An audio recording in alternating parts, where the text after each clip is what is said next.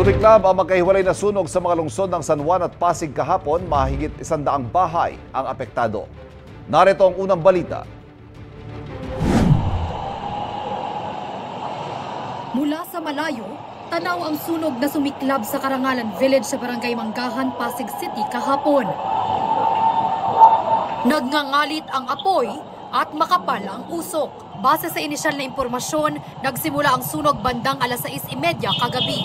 Iniakyat ito sa ikatlong alarma na nirespondihan ng 55 fire truck.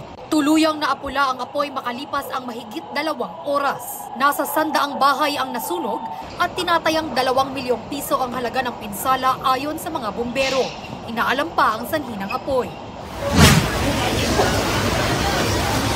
Kita naman ang pinsalang iniwan sa mga bahay ng sunog na sumiklab sa Barangay Kabayanan sa San Juan City. Nagsimula ito mag-aalas 5 ng hapon at idineklarang fire out pagkatapos ng 1 oras. Walang naitalang nasawi o sugatan sa insidente. Inaalam pa kung paano nagsimula ang apoy. Ito ang unang balita. Bea Penlac para sa GMA Integrated News.